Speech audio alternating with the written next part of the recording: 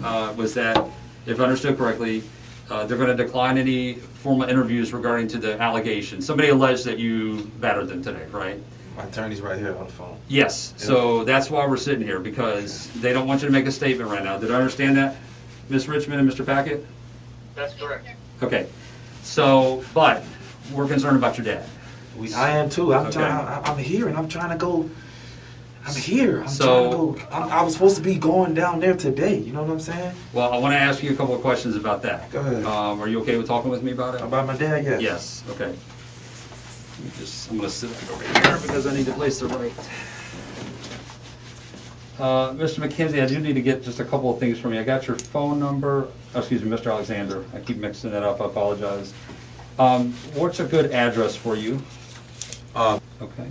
Where is that, here in Immokalee? That's in Immokalee, yeah, okay. Circle. Immokalee, zip code 34142. Okay. Do you live there? Yeah, that's my mama crib. Okay. So I just use that as my address. Where do you actually lay your head down every night? I would just say there, yeah. Counsel? Yes. Does he lay his head down there every night on Carson? Well, no, he's currently working outside of the state. He flew down for the purpose of finding his dad. So, Mackenzie, you can let them know your current living address. Yeah, I'm staying at the Cincinnati Bengals right now. Okay. So I haven't really got a place yet, set up yet. So do you get mail there, or no mail, nothing. Okay, so that's like a temporary. That's just temporary, yes. Okay, all right. It's because of the bubble due to the pandemic, of course. Okay. Yep. Temporary living. I think his mail still goes to his mom's. Is that correct? Correct. Okay. That's Correct. fine. Yeah. Okay, So that's his primary address. Okay.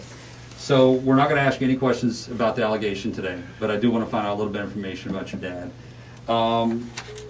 Has he, let me just decline that.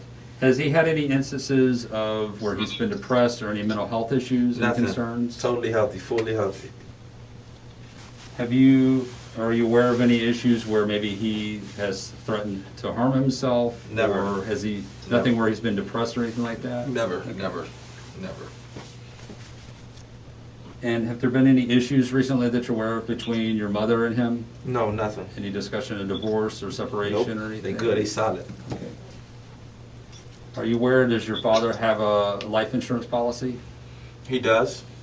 Both my mom and dad have one. Okay. Who would be the beneficiary named on that? Do you know? Us. Me. Are there multiple kids? It's me and my brother, probably, most likely. Okay. Me and my twin. You know which company it's through or no? I don't know. Okay. Do you mind if I just get your brother's name, please? Mackenro Alexander, Mackenro. Thank you. Okay, and then how did you first learn about your father being reported as missing? My mama called me. She called me the night before, but I was too tired from practice. We had a long day, and she called me, and I just kept ignoring it because I was so tired. I was like, Mom, you can wait. So I waited till the next morning, and she called me, and then she told me about it, and just hearing how, I never heard my mom cry on that, on that level of just hearing, your mama's down, like she really needs you right now. And I heard that, and I was like, yeah, I'm coming home, and that's how I found out about it. So you spoke with her this morning? Yeah, I spoke to her this morning. Okay. All right. I don't know why she waited, but she did. Is there anyone else living in the home besides your mom and dad? No, just me, just my mom and dad, that's it. And they don't live at that? They do, they live at exactly okay. that address right there. Okay. Ms. Richmond and Mr. Packett, can you hear me okay? Yes, thank you. I apologize for the muffled sound. I'm wearing a mask. Be safe. Everybody has yeah. to be safe. That's fine. So there is one thing, and I completely forgot to mention it when we were outside before, but I figure now we'll just go ahead and talk about it if you're okay. Can you hear me? Yep. Yes, I'm sorry. I I had a little feedback. So one of the things that we do in missing persons cases is with the closest blood relative, we ask for a DNA sample. Apparently it's something that has to get entered within 90 days. I don't have the kit with me, but my detective does. And it's something that strictly we take it to help with the missing persons investigation. Do you have any concerns with that? As long as it's not for the purpose of any entry into database, because he has no history, and so I would not want his history marred by the entry of his DNA into a database, other than for the location of his father. Okay.